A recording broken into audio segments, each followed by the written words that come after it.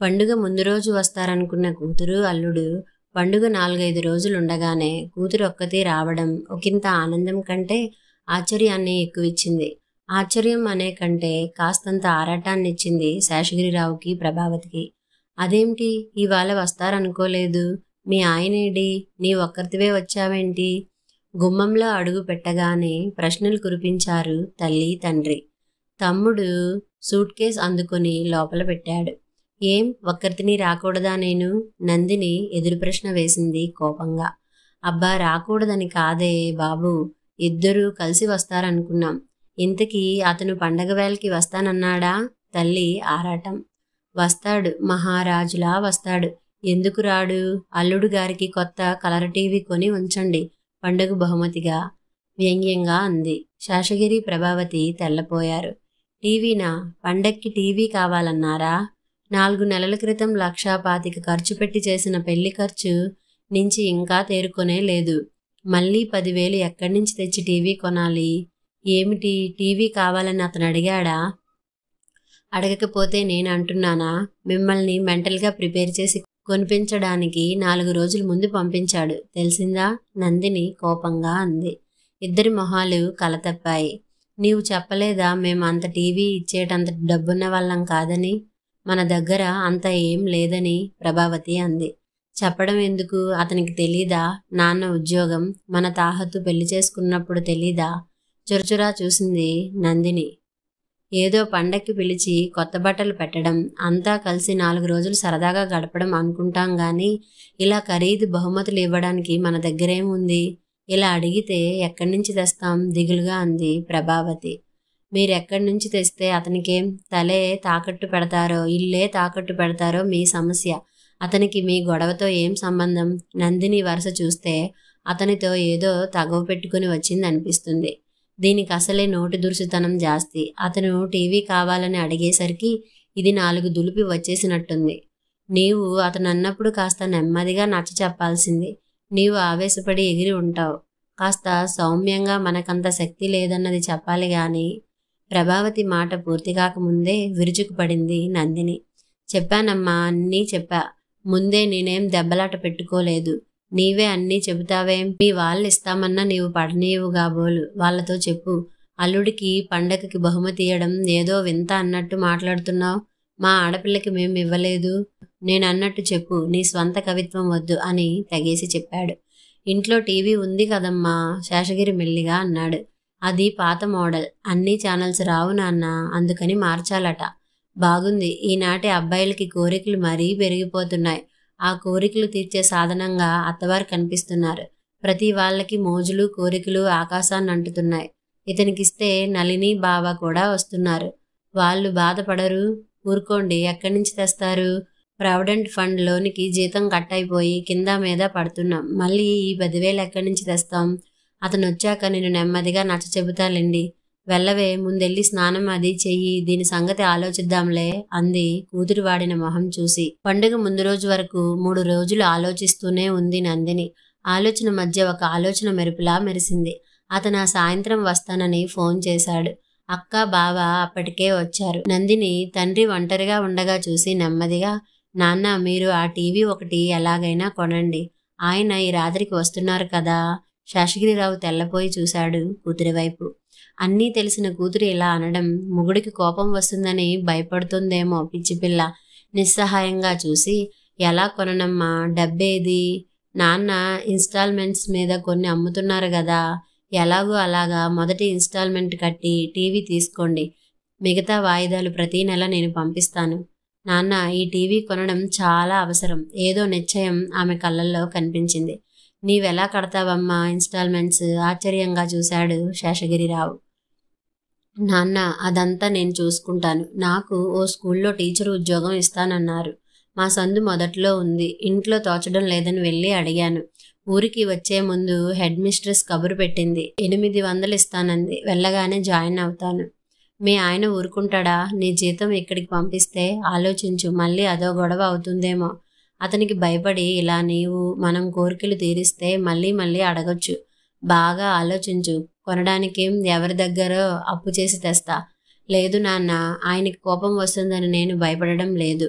ఆయనకి బుద్ధి చెప్పడానికి ఈ టీవీ కొనాలి నాన్న స్థిర నిశ్చయంగా అంది. అంటే ఏం చేస్తావు, ఎలా బుద్ధి చెబుతావు నందు? అనవసరంగా లేనిపోని గొడవలు పడి సంసారం పాడు చేసుకోకమ్మా. ఎప్పుడూ అంచె నిష్ఠూరం కంటే ఆది నిష్ఠూరం మేలు. కూతురి వంక సందేహంగా చూస్తూ అన్నాడు. నాన్న మీరు నిశ్చింతగా ఉండండి. నాకేం చేయాలో ఎలా చేయాలో తెలుసు. ఎలాగో అలా టీవీ కొని తెండి అంతే చాలు. శేషగిరిరావు ఇబ్బందిగా, మీ ఆయన్ని టీవీ తెస్తే బావ ఏమన్నా అనుకుంటారేమోనమ్మా. నేను అక్కతో మాట్లాడి చెబుతా.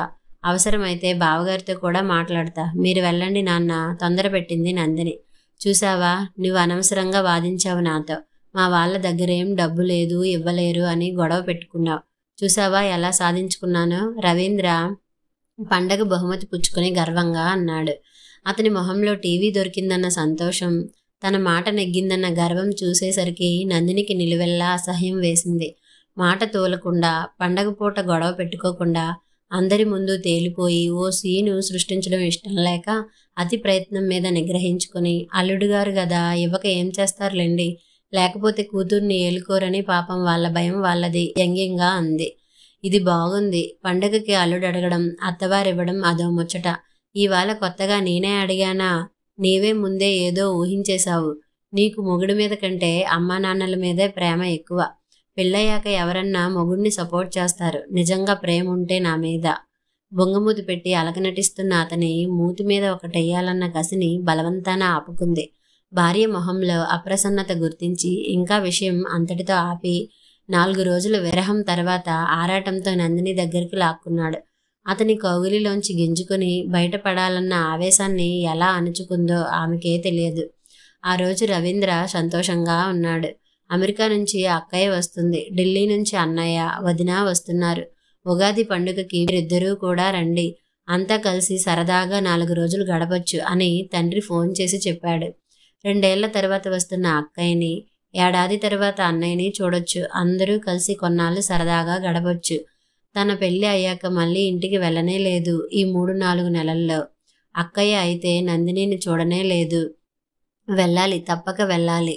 రవీంద్ర చాలా సంబరంగా ఆఫీసు నుంచి అటెళ్ళి టికెట్లు కూడా బుక్ చేసేశాడు. ఇంటికొస్తూనే సంబరంగా, మనం ఉగాదికి మా ఇంటికి వెడుతున్నాం. మా అక్కయ్య అన్నయ్య కూడా వస్తున్నారు. వారం రోజులు సెలవు పెట్టేశాను అన్నాడు. నందిని మాట్లాడలేదు. మొహంలో ఏ భావం లేకుండా కాఫీ తెచ్చి ఇచ్చింది. ఏమిటి, విన్నావా చెప్పింది? విన్నాను. అలాగే వెళ్ళొచ్చు, దానికేం. కానీ ఏమిటి మొహం అలా పెట్టావు? మా ఇంటికి రావడానికి నీకు ఇష్టం లేనట్టుంది. అనుమానంగా చూశాడు. పెళ్లి చేసుకున్నాక అత్తారింటికి వెళ్ళక తప్పుతుందా? కానీ అది కాదు నేననేది. మరి కొత్త కోడలికి మీ వాళ్ళేమిస్తారుట చెప్పారా? ఏమండి, నాకు రవ్వల ఉంగరం చేయించమని మీ వాళ్ళకి చెప్పండి. తెల్ల డైమండ్ మధ్యన ఇటు అటు కెంపులతో ఓ ఉంగరం చూసా. అప్పటి నుంచి అది ఎలాగైనా చేయించుకోవాలని ముచ్చటగా ఉంది. అది చేయించి పెట్టమని చెప్పండి మీ వాళ్ళకి, గోముగా అంది. రవీంద్ర తెల్లపోయి చూశాడు. నీకు ఉంగరం మా వాళ్ళెందుకు కొంటారు? మధ్యన వాళ్ళెందుకు ఇస్తారు? పెట్టే నగలేవో పెళ్లిలో పెడతారంతే. ఏం, పండగకి కొత్త కోడలు వస్తుంటే ఏదో బహుమతి ఇవ్వొద్దా? ఏదో వాళ్ళిష్టం వచ్చింది ఇచ్చేస్తారేమో. నాకేమో ఉంగరం మీదే మనసుంది. అందుకే ముందుగా మీకు చెబుతున్నాను. మీరు వాళ్ళకి ఫోన్ చేసి చెప్పండి అలాంటి ఉంగరం చేయించమని. రవీంద్ర ఇంకా తెల్లపోతూ, కోడలికి ఎవరూ బహుమతులు ఇవ్వరు. ఇంటికెడితే వాళ్ళకి తోచింది ఇవ్వచ్చు, లేకపోవచ్చు. పెట్టినా ఓ కొత్త చీర ఇస్తారేమో గాని ఇలా రవ్వల ఉంగరం చేయించరు. పండగలకి అల్లుళ్ళకి కూతుళ్ళకి పెడతారు గాని కోడలికి ఎవ్వరూ ఇవ్వరు. మొహం ఎర్రపరుచుకుని అన్నాడు. ఏం పాపం, కానుకలు పుచ్చుకోవడానికి అల్లుడికేనా ఏమిటి హక్కు? మీరు మా ఇంటికి కొత్త అల్లుడైనట్టు నేనా ఇంటికి కొత్త కోడలిని. నాకు ఏదన్నా బహుమతి తీసుకోవాలని ఉండకూడదా? రవీంద్రకి ఏదో అర్థమైనట్లు అనిపించి, అంటే ఓహో అదా నీ ఉద్దేశం? మీ వాళ్ళని పండుగకి టీవీ అడిగానని నా మీద దెబ్బ కొట్టాలనుకుంటున్నావా? అసలు చూస్తున్నాను అప్పటి నుంచి నీ ఏడుపు.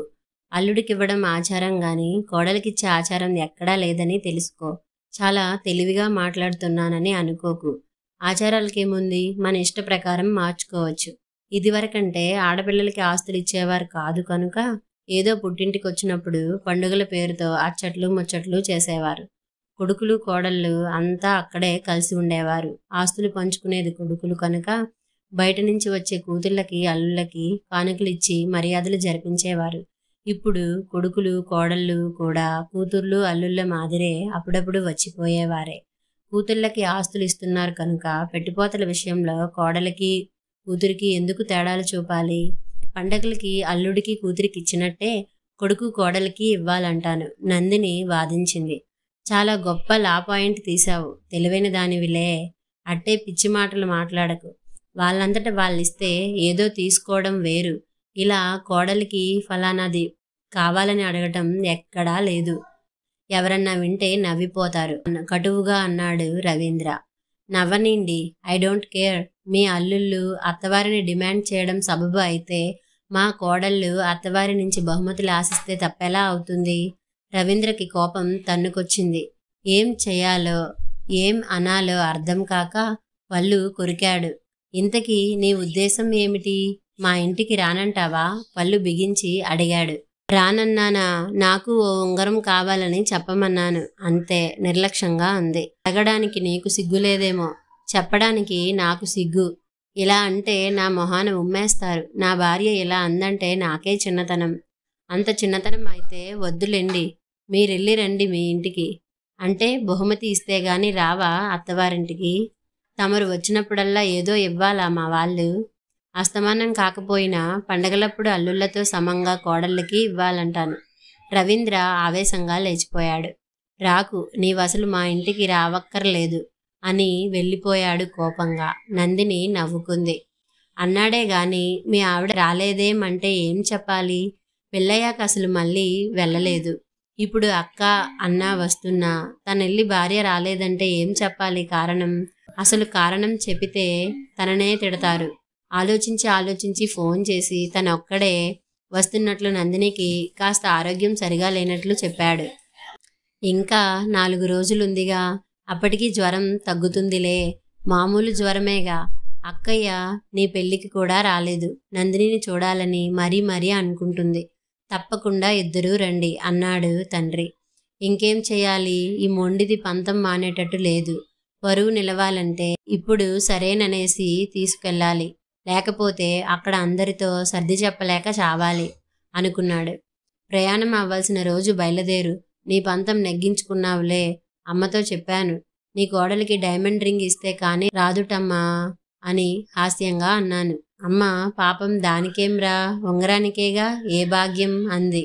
నీ కోరిక తీరుతుందిగా, ఇంకా బయలుదేరు అని అబద్ధం చెప్పేశాడు. పండగ వచ్చింది. 2-3 ఏళ్ల తర్వాత వచ్చిన కూతురికి అల్లుడికి కానుకలు ముట్టాయి.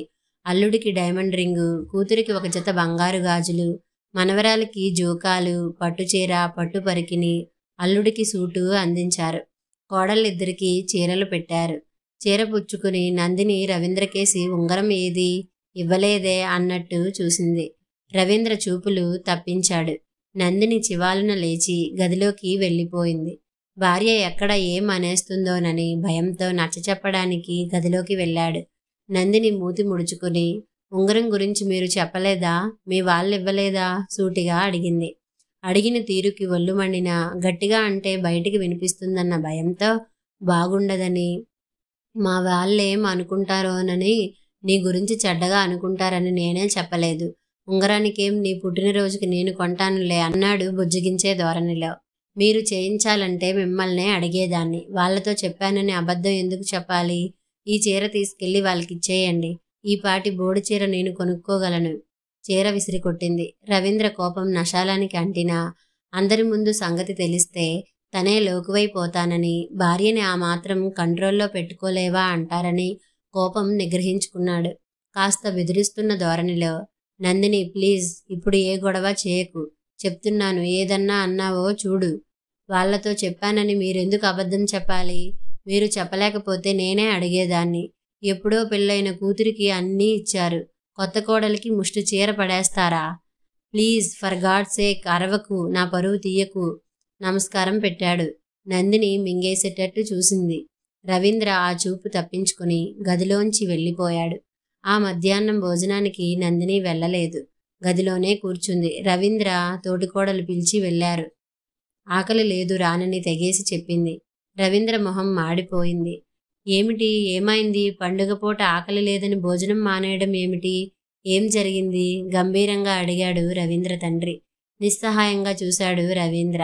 రవి, మీ ఆవిడ్నేమన్నా అన్నావా? తల్లి ఆరా తీసింది. తల అడ్డంగా తిప్పాడు. ఉండమ్మా, నే వెళ్ళి పిలుచుకు వస్తాను. ఆడపడుచు గదిలోకి వెళ్ళింది. ఓ పావుగంటైనా ఇద్దరూ గదిలోంచి ఊడిపడకపోవడంతో అన్నం వడ్డించి అన్నీ చల్లారిపోతున్నాయంటూ తోటికోడలు మళ్ళీ పిలవడానికి వెళ్ళింది. సునీత నవ్వుతూ గదిలోంచి వచ్చి, మీ కోడలు అలకపాన్పు వేసిందమ్మా. అల్లుళ్ళేనా ఏమిటి అలకపాన్పు ఎక్కేది? మోడ్రన్ రోజులు కదా. మీ కొత్త కోడలు అలకపాన్పు ఎక్కింది. Diamond ring కావాలిట. అదిస్తే వచ్చి భోజనం చేస్తుందిట. అందరూ తెల్లపోయారు. రవీంద్ర మొహంలో నెత్తురు చుక్క లేదు. డైమండ్ రింగ్ ఏమిటి, అలకపాన్పేమిటి? అత్తగారు నివ్వెరపోతూ అంది. పండగలకి కొత్త అల్లుడికి బహుమతులు ఇస్తారు. నేను కొత్త కోడల్ని. మా వాళ్ళు కొత్త అల్లుడికి టీవీ ఇచ్చారు. నాకు ఉంగరం కావాలన్నాను తప్ప అల్లుళ్ళకేనా అడిగే హక్కు కోడలికి ఉండకూడదా? అంటుందమ్మా నీ కోడలు. డైమండ్ రింగ్ చేయించివ్వాలి నువ్వు. రవీంద్ర నోరు పెగిల్చుకుని, మా ఆవిడకి వాళ్ళని పండగకి టీవీ కావాలని అడిగానని కోపం, నా మీద కోపం ఇలా తీర్చుకుంది. తలవంచుకు జరిగింది చెప్పాడు.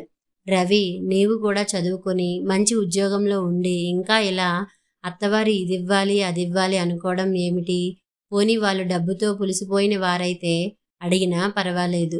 వాళ్ళున్న పరిస్థితిలో అలా 10,000 పెట్టి ఎక్కడ కొనివ్వగలరు? అక్కగారు రవీంద్రని మెత్తగా చీవాట్లు పెట్టసాగింది. అంతేకాదు వదిన, ఇటు భర్త కోరికలు అటు తల్లిదండ్రుల అసక్తత మధ్య ఓ భోజనానికి రాకపోతే అందరికీ తెలిసిపోయి ఆయన ఎంత అవమానపడ్డారు. నేను అలా అడిగిన దగ్గర నుంచి ఆయన మీతో చెప్పలేక, నన్ను వారించలేక ఎంత నలిగిపోయారు. ఆయనకి ఈ విషయం ఎంత ఇబ్బందిగా ఉంటుందో అర్థం కావాలని ఇదంతా చేశాను. ఈ రోజుల్లో ఇంకా అత్తవారిని ఇది కావాలి అది కావాలని పీడించడం ఏమిటి? ఉంటే వాళ్లే సంతోషంగా ఇస్తారు. అంతేకాని తల తాకట్టు పెట్టైనా అల్లుడికి ఇవ్వాలన్న ఆచారాలు ఈ రోజుల్లోనూ పాటించాలంటే ఎంత కష్టం. అది ఆయనకి చెప్పినా అర్థం చేసుకోలేదు. అందుకే ఇదంతా చేయాల్సి వచ్చింది. క్షమించండి, మీ అందరి పండుగ మూడ్ పాడు చేసినందుకు. నందిని తలదించుకుని అంది. సునీత, వెంకట్ చప్పట్లు కొట్టి వెల్ సెడ్ అంటూ మెచ్చుకున్నారు. మా బాగా బుద్ధి చెప్పావమ్మా చెల్లెలా, మా బావమరిదికి. అమ్మ బాబోయ్, నాకీ ఉంగరం వద్దండి మామగారు.